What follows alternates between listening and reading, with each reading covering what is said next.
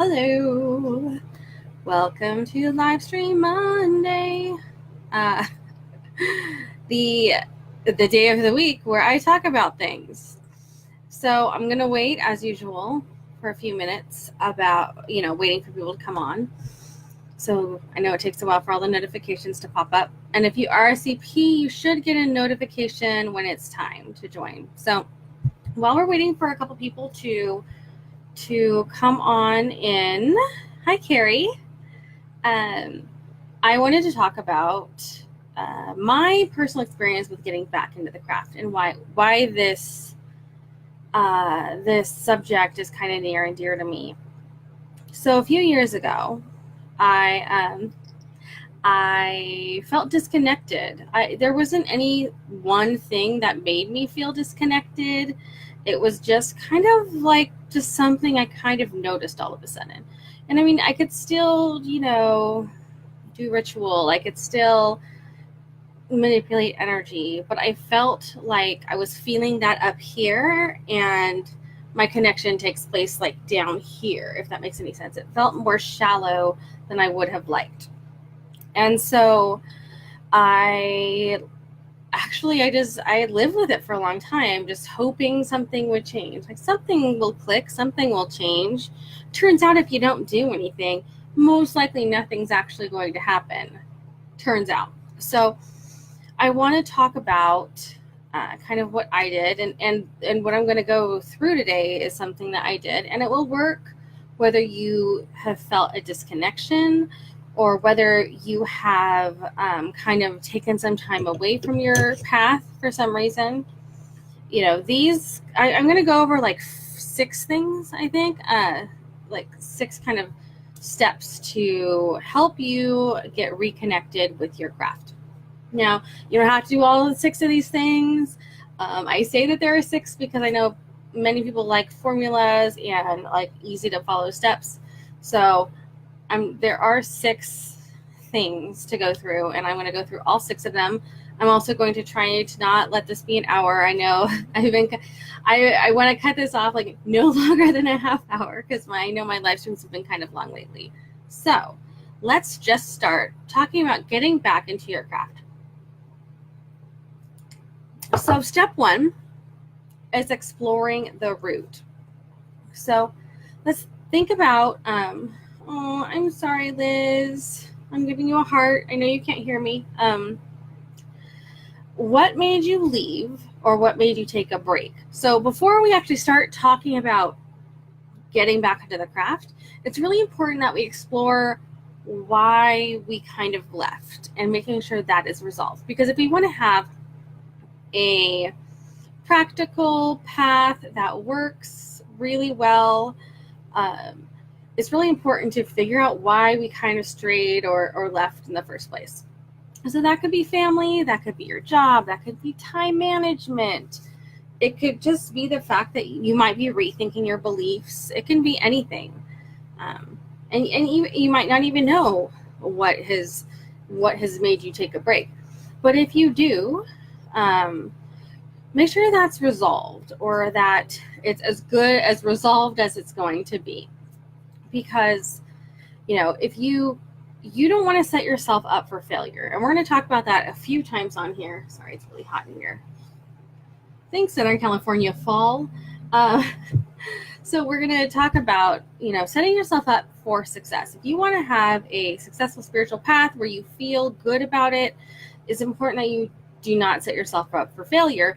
And if you haven't resolved what's making you take a break, then it might set you back up for failure. So if you're working 16-hour days and you found that you had to take a break, if you can resolve that, that'd be great. If not, like, we're going to talk a little bit about what you still can do to have a solid path. So number 1, get that resolved. Break any bad habits. If you have found yourself thinking about, maybe I should do meditation, I'll just do that tomorrow. Like, what bad habit, think about what bad habits you have, like, that are keeping you from actual practicing. That might be like, even I'll practice once my altar's clean. I'll practice once I clean my whole house. I'll practice once all my chores are done or my work is done. Like, make sure that you are not making excuses to not practice. And I know, like, it's not like you're making excuses, but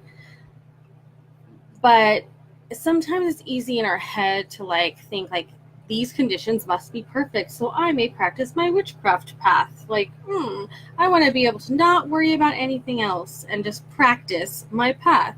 And that is also me, Isabel. I gotta clean the bathroom, but I don't feel like cleaning the bathroom, so like maybe tomorrow. Yeah. See, these are like bad habits that are like what is going to happen if you don't clean the bathroom and instead you meditate? Literally, you might not have cleaned the bathroom anyway. You might have just like watched the next episode of The Good Place on Hulu, so it's about breaking those bad habits and also making space and time for your craft. So what that means is, just going back to breaking bad habits, you need to set boundaries and your priorities. So if your path, when I say path, I mean like practice, if your practice is the lowest priority, if it's below work and family and cleaning and taking out the trash and washing the dishes and sweeping the gutters and putting up the Halloween lights, and oh my gosh, I should get that box out of storage. Like, if it is the last on your priority list, it's literally going to be the last thing that you do. And if you are trying to do more of that, you're going to have to bump that up on your priority list. Also, especially as women, we tend to end up with a lot of shit to do.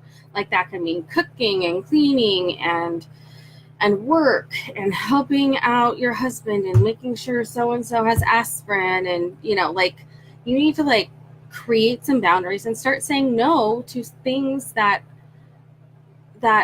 are going to be fine if you say no to them, so that you can say yes to yourself and practicing your path.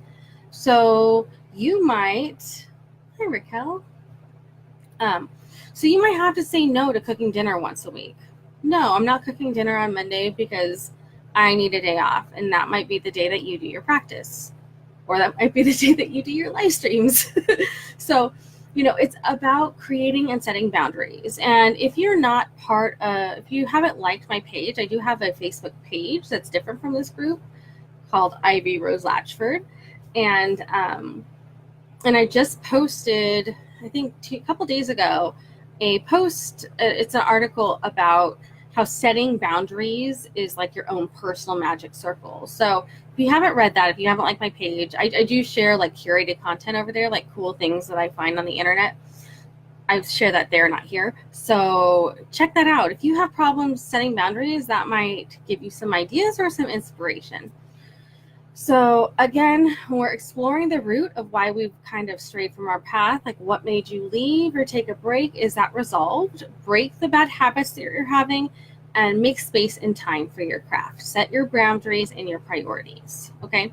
So once you've done that, you know why you've done what you've done. You're ready to reprioritize. You're so ready. One thing that you might want to do is go back to basics. Now, you can focus on, I know I talk about all the time, your 4 foundation skills: visualization, meditation, observation, and contemplation. Visualization, meditation, contemplation. I think I said that twice. Observation. I said it twice on my notes that I have right here. Okay. So I do have a blog post about that. You can head over to my blog. I think it's the very first blog post I posted. ivyroselatchford.com, click on blog. So I do go into that a little bit more in depth. I have like a mini course also for sale if you're interested. Just PM me or tag me. But these 4 skills are tantamount to everything that happens in a witchcraft path or most other spiritual path. If you don't identify fully as witch and you identify as spiritual, these 4 things will help you. They really are foundation skills that will help you in ritual, spell work, concentration, getting clear on your purpose, like all of that. Those 4 skills. Again, visualization, meditation, contemplation, observation. Okay. So focus on those 4 skills, Or you can maybe reread a book that once inspired you. Let me scroll down. Oh, cool. Okay. You know, do you remember when you first started practicing? If you've been practicing for a while, remember that feeling that you had when you first started practicing? Like that feeling of excitement and unlimited possibilities and coolness and like mysticalness, like, you know, all those feelings that you had when you first started. You know, maybe reread a couple books and see if that restokes your fire, right? Or read a book that either you started with or something that inspired you, or read a new book. There are tons of new books out there. You know, I have been lax in that. I haven't read any of the recent 101 books. I'm still recommending Wicca by Scott Cunningham. But, you know, there are lots of new, like, beginner books. So by going back to basics, not only will you kind of remind yourself of that feeling that you got when you first started, you might also feel inspired to do things a different way. All right. Okay, number 3, make your space inviting. So I really suggest recreating your altar. And I'm not talking about like just change things around in your altar. I'm talking about recreating your altar. So what I like to do is I take everything off my altar. You can see that I'm kind of like in a transition phase right now. I take everything off my altar. I put it completely away. And then I wash my altar cloth, or I change my altar cloth. And then I started to rebuild my altar, because as we move through the seasons of the year, our feelings change, our inclinations change, and our priorities and what we want to focus on also changes. So you may want to create a Samhain altar or a Beltane altar or whatever Sabbath's coming up. Or you can, just put your tools back on, clean all of your tools, because let's not pretend that shit doesn't get dusty, because things get dusty if you leave them around, which is fine. Even if you use them every day, if you have any animals, stuff's going to get dusty. So take everything off, clean it, put it away if you can, especially if you have a lot of like stuff that you can put on your altar.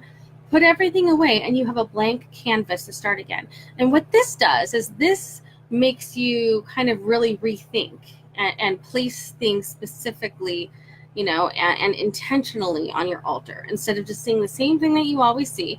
Because that's a thing. Like, if you have your same altar up all the time, and honestly, there's nothing wrong with that. I do for the most part. You just walk past it all the time like it's a piece of furniture, because it is a piece of furniture. There's nothing that's going to catch your eye. There's nothing that is going to make you want to do a thing. So recreate your altar and make it a place that you want to work, like capital W work. Alternatively, if you're not an altar person, you can maybe decorate your space for the next Sabbath.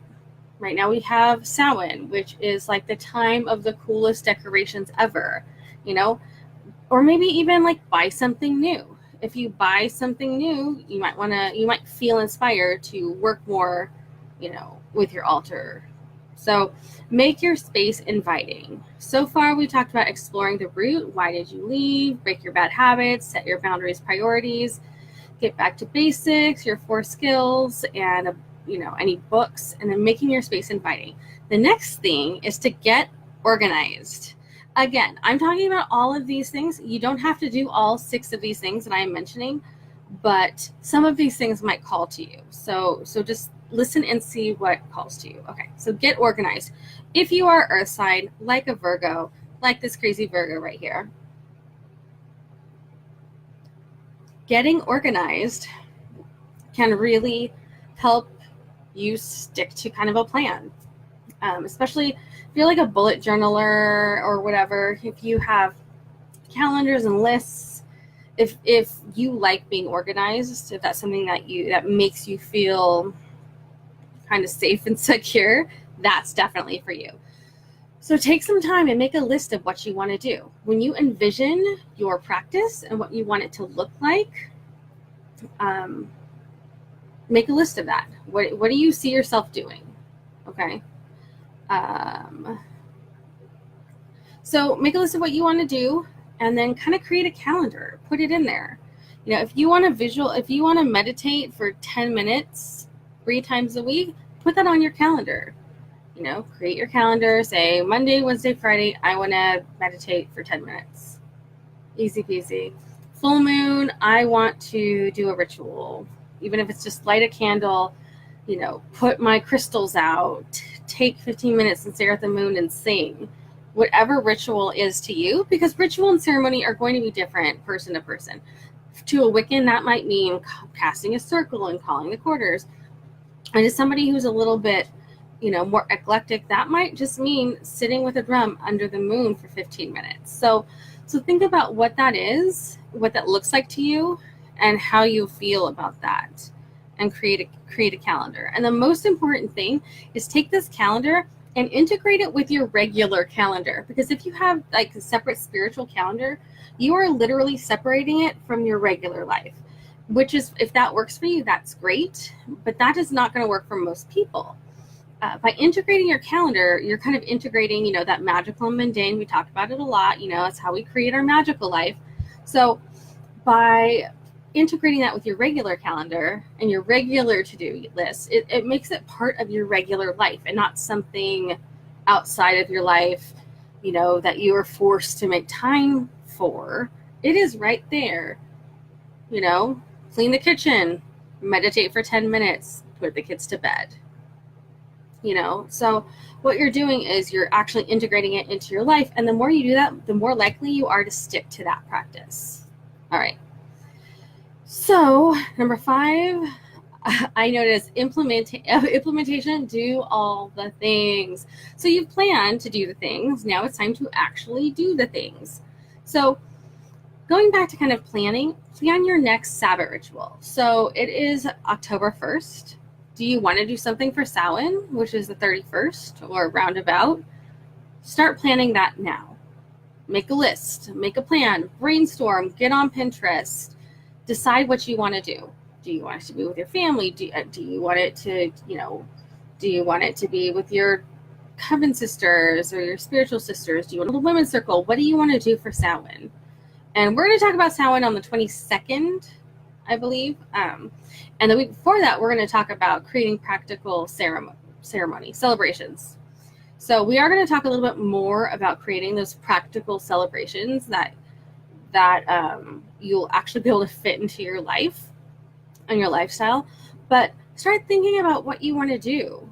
Again, I did mention buy a new fun thing for your altar. Buy something that you can use in ritual. Go to Home Goods. If you have a Home Goods or a TJ Maxx or a Ross, head on over to the home section and look at all the pretty things they have. They have such beautiful bowls and statues and candle holders and candles and little bowls. I have a thing for little bowls. I have so many little bowls. Buy a new little bowl and put something in it and do something with it. So buy something new that might inspire you. And again, when you have something new that's sitting on an altar or sitting on a table, your vision automatically can track to that. And that's going to remind you. Every time you're looking at your altar, it's going to remind you hey, I'm here for you when you're ready to come and attend to me and do some work here. Another thing you can do is kitchen witchery. For those of you who are part of the Kitchen Witchery Challenge, earlier this year, last year, it's been a while, you'll know what I'm talking about. So with kitchen witchery, you can use magic in the kitchen. And all that is being intentional in what you're doing. So that is looking at the spices, looking at, your cooking methods, stirring a specific way, visualizing while you're stirring your chili or whatever it is you're making. Think about what it is you're putting in to your recipe and the intentions that each of those pieces kind of come into. So kitchen witchery is awesome. One of the cool things about kitchen witchery is that you don't really need a book for kitchen witchery. I know there are like 5,000 books, honestly, like, okay, not literally, but there are a lot of books written on kitchen witchery and cottage witchery. But really, I fully believe, and if you've gone back and watched, I don't even know if they're still on here, but our kitchen witchery challenge videos, you will find, I believe, that all of that is within you. So you can think of cinnamon. What is cinnamon? Cinnamon is kind of sweet, but it's kind of spicy. Obviously you can't eat a spoonful of it because there was that terrible cinnamon challenge. So there are like some protective qualities or some spicy qualities, fiery qualities. Same thing with like pepper. Salt is, purifier. Basil is earthy, and earthy is like prosperity. So when you smell and taste these things that you're using, a root vegetable, like it grows literally in the earth. It's very earthy. Why can't that, represent the prosperity and the harvest from the earth? So a lot of it is just common sense and taking the time to kind of think through the things that you're putting into your recipes. Okay? So kitchen witchery is super easy to do. And if you don't have all the time to like plan your next Sabbath because you have to, cook dinner, that is one easy way that you can get back into the craft, taking the baby steps. Maybe you don't want to be super organized. Maybe you just want to take baby steps, and that's one way to take those baby steps. Another way is to choose one problem you're having right now and work towards solving it. So if you want to find a new job, the thing is, we come across all of these problems in our lives. Like, every one of us has problems. I mean, you look on the internet and people's Instagram, and it seems as though people don't have fucking problems. I bet everybody has a problem of some sort, right? And everybody's problems are very important to them, no matter whether you have millionaire problems or super broke people problems. Like, everybody has problems, and they're very, they're in our face all the time. So think about one problem that you're having. Maybe you need a new job. Maybe you want to find a better place to live. It could be anything. So think about one problem that you're having and work towards solving it. Make that your project. Make that your witchy project. You have a witchy project, and that is it. I feel like we have all these problems, and sometimes we're just so busy, just like, oh my gosh, like if I'm looking for a new job, sending out resumes and following up and logging everything and looking and retweaking my resume and writing another cover letter and all of the things that go along with job hunting, that I forget that I have all of these resources. I have this amazing infinite amount of resources just within me.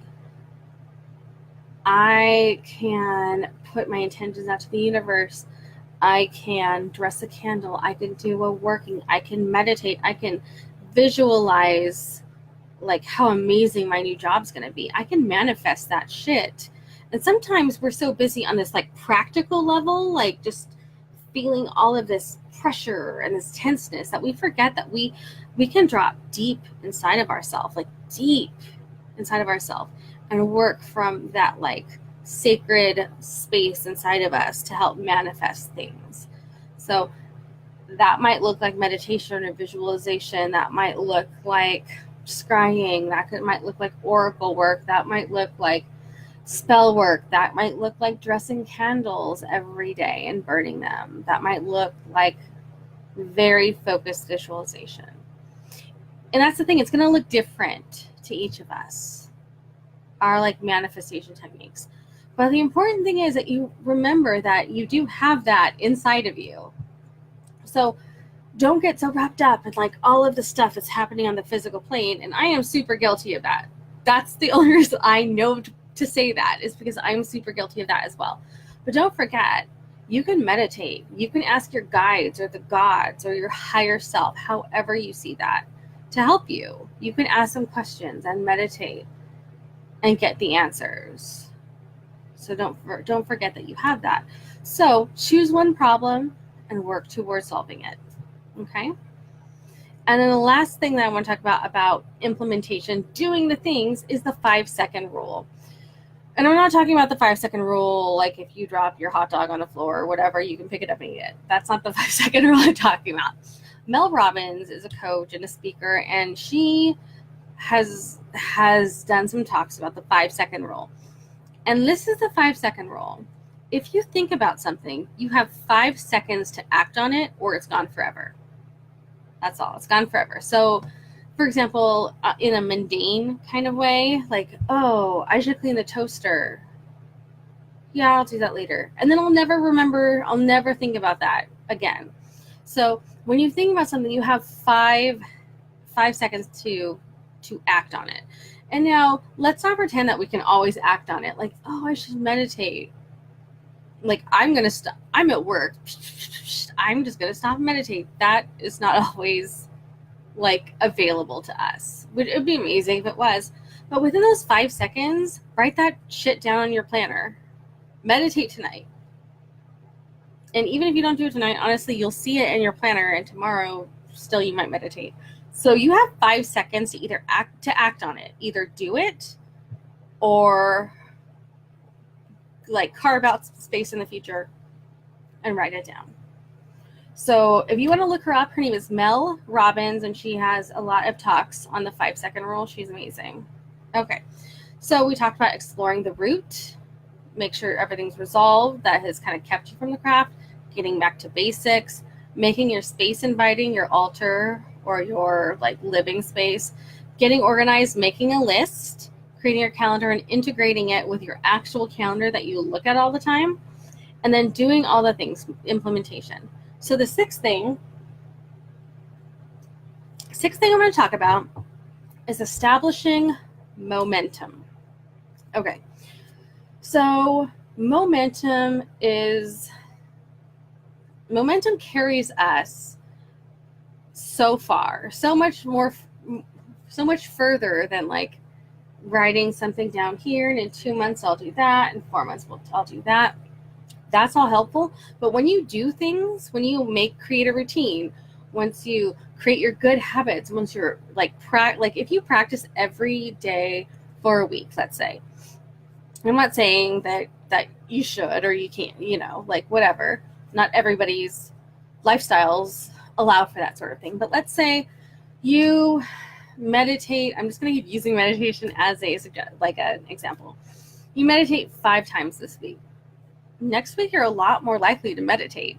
If you meditate like once on Monday morning and then you don't do anything, sure, you might do that next week. But if you are getting used to meditating and you meditate 5 times in 1 week, you're much more likely to go ahead and meditate the next week. So there's something to be said about momentum. The more you practice, the more likely you are to keep practicing. And that might mean, I'm not saying everybody meditates. That is not for everybody. But if you want to like light a candle every night, or even if like your ritual, even if you are like really unstructured and your personal like wind down, I just got home from work ritual is to light a candle and light some incense and put on some music as you change and either get your coffee or your wine or your tea or whatever to wind down. If you create that and you do that 5 times this week, you're much more likely to do it next week. That's just how it is. That's how momentum works. So establishing momentum. If you are one of those people, like I mentioned earlier, who like to organize and like to goal set, just create one goal each week. Post it here, like Motivation Monday. There's a post. It's literally called Motivation Monday. And I invite everybody to write like 3 goals that they want to get done. You don't want to do 3, you can do 1. There's no rules, right? So this allows you to be accountable to yourself. And also, there is something about speaking your goals out loud to other people. In this sort of medium, it's kind of hard to do that. So we have keyboards, so we type up our goals. Then they are there. They're there for us to see on Friday when we come back and we talk about what we have accomplished this week on Fulfillment Friday. So post your goal on Motivation Monday. I freaking dare you. Post your at least one spiritual goal. Meditate for 10 minutes. Light a candle. Write in my devotional journal. Go out under the moon. Clean all my crystals. Organize my herbs. Read 4 chapters of a book. Whatever it is. not every part of a spiritual practice is like this like super sacred ritual. Like that isn't what creates a practice. It could be reading a book. It could be, the physicalness of reorganizing your stuff.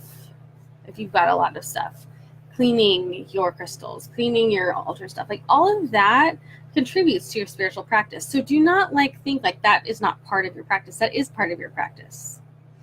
It's like the maintenance part of your practice, because there's going to be a maintenance part, right? So create a goal a week. Check in here. If you need an accountability partner, ask for an accountability partner. Now, if you don't know what an accountability partner is, we see it a lot of times with coaching, especially business coaching, is you partner up with somebody and you say, I'm going to do X, Y, Z. I'm going to work on this business launch this week. And at the end of the week, your partner checks in and says, hey, how did that working on your business launch go? And you say, it went great. I did ABC, but I did not do DEF or whatever, so that accountability partner is somebody that will check in with you and say like, hey, how did this week go? So that could be like your accountability challenge. If you want to partner, say, I'm looking for a spiritual accountability partner that we can talk about our spiritual practice together to help keep me on track. Because I will tell you, you are not the only one that might feel like they're off track. A lot of people feel like they're off track, okay? So you aren't the only one. Most people I know feel like they're not doing enough. And we're going to talk about that like in 6 weeks, more like at the end of October, maybe it's the beginning of November, because I'm going to do a Monday live stream about imposter syndrome. So, a lot of people feel a little bit disconnected or like they want to do more in their lives. So you're not the only one. Ask for accountability partner. Or help another person. Offer to help others.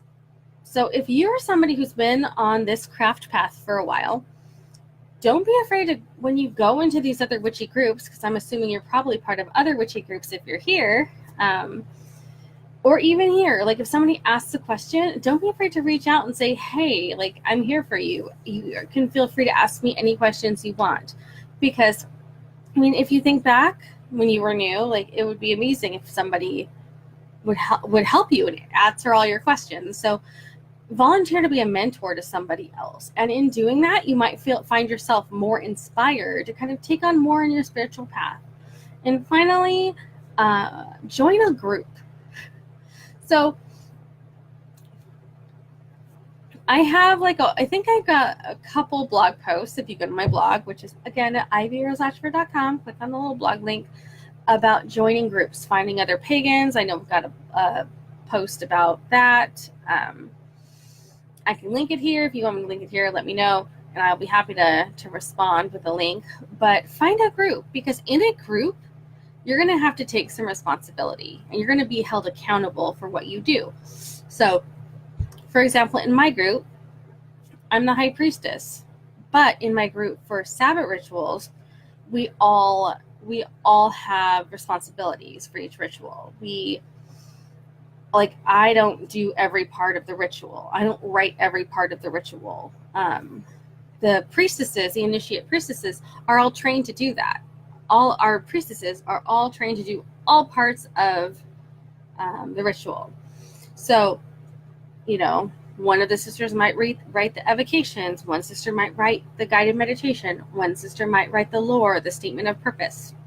So, and if this sister who is writing the evocations doesn't come, she's still supposed to write her, if she's sick, she's still supposed to write her piece so that we can say it. So there is some serious responsibility required in a lot of groups. Even if it's just like you're bringing the plates and the silverware for, the potluck feast. And if you don't bring the plates and the silverware, you're going to be eating off of napkins with your hands, and nobody's going to really appreciate that. So by joining a group, you have to take responsibility. And in most groups, you're kind of expected to have a personal path. That's not true for all groups. Many groups figure even some groups, some traditions don't want you to really have a personal path, I found.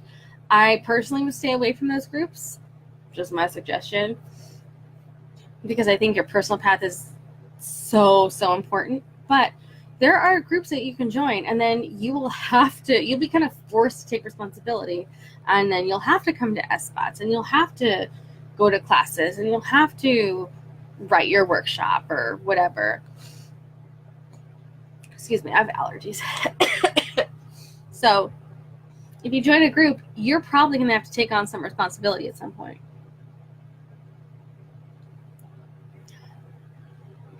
So, and in my group, everybody's trained to do every part of ritual.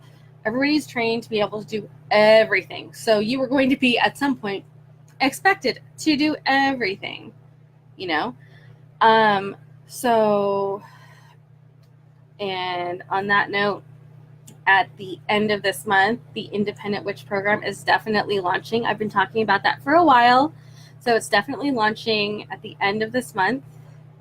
If you have signed up for the early bird pricing, you're going to get a whole week to decide if you want to join or not with the special early bird pricing. So if that's something that and it's based on how I train the priestesses in my coven to do everything. So if that's an interest of you, hit me up and I can get you that link, or it's probably somewhere on this group. I feel like I've thrown a lot at this group right now, but that's one way to establish that momentum. So just as a recap, when you're getting back into your craft, explore the root of why you've been disconnected or why you've kind of gone away from it. Get back to basics. Meditation, visualization, observation, contemplation. I will say that was 4 words probably until the day I die. Those are the best 4 basic foundation skills. Make your space inviting. Get organized. Maybe make a calendar. Integrate it with your regular calendar. Make some plans on what you really want to do. What does your heart want to do? Not what everybody else wants to do. What do you want to do? What do you want your path to look like? So take some time to think about that. Create a calendar or a list and make it happen. Then do the things. Start planning your next ritual. Buy something fun. Integrate kitchen witchery into your life. 5-second rule. And then establish that momentum. The more you practice, the more you're going to feel like practicing. And I'm not even going to say the more you want to practice, but that feeling of wanting to practice. It isn't just in your head, oh, I should meditate. You're going to feel like you want to meditate. It's not just going to be a brain thing. It's going to be a feeling in your body thing. So once you get started, it's just keep going, because it's really going to build up some amazing momentum. Check in here. Ask for accountability partner. Just, feel free to just post about what you're doing, because we all can take inspiration from one another. Somebody might say, hey, that's a great idea. I think I'm going to do that too. But they're not going to know that unless you post it, unless you talk about it. There are tons of people here that could benefit from your insight and just the knowledge of what other people are doing. And then you can always offer to mentor somebody or join a group where you're going to be forced to take some responsibility and going to kind of be, I don't want to say forced to practice, but you're going to be in a place where practicing is not going to be an option. It's going to be something that you're really going to need to do. So those are the 6 things that I feel could really help you get back into your craft if you've kind of gone away from it or you feel disconnected. So that's it for tonight. Does anybody have any questions? Just gonna wait a second for questions. And I really do feel like this group is such an amazing resource. Even if you're just posting about what you're doing or posting, hey, I got this new tarot deck, and you show us your new tarot deck. I feel like we can all inspire people, but we're not going to be inspired unless you share the magic that you have with the rest of us. Yes, this is going to be archived for at least a week. I keep saying that I'm going to leave it up for a week, and then honestly, I keep forgetting to personally archive them. But yeah, so this will be up for at least a week. There's going to be a replay. As soon as I hit I'm done, give it 3 minutes and it will regenerate and you'll be able to watch it from the beginning. So I really do hope this helps you. I'm at 40 minutes now, which is 10 minutes over what I wanted, but oh well, I like the content, and I think it's really important because I feel, again, that many of us are not where we would like to be in our path. So, okay, you guys, I love you a lot. I hope you have an amazing week. Next week, we're going to talk about depression and anxiety in your craft, like how depression and anxiety can affect you, and so a couple ways to kind of do your best to kind of break through that, because depression and anxiety, they are actual things. They're not just shit people say because they don't want to do things. I have depression. I have clinical depression. And I have generalized anxiety and social anxiety. So I really want to talk about how that affects your craft and medication, because there are some schools of thought about medication and magic, and I want to talk about those schools of thought and what I have found out, and what I think, and how all of that can still fuel your practice so that you have a wide, awesome practice, because that's what it's all about. It's about, again, melding the magical and the mundane, and sometimes the mundane means you have depression or anxiety because we have lives, and honestly, the shit that's going in the world right now is pretty fucking depressing. So we'll talk a little bit about that and how we can use some of that to be an impetus for change. So I hope to see you next week. You can always check out the events tab, because I added 2 more. I added a Samhain live stream, and I added an imposter syndrome live stream that's going to be happening soon. So you'll see that that's what's going on. So anyway, I will talk to you guys later. You can always, I should have said this in the beginning, but if you are watching this in the replay, please type replay. I really like knowing how many people are watching this, because if I'm going to keep doing this every Monday, I want to make sure that people care and want to watch it. I don't want to talk just to hear myself talk, because that's silly. Anyway, so again, if you ever want to reach out, you can tag me, you can message me. I'm here for you. And that's it. So you guys have a great week, okay?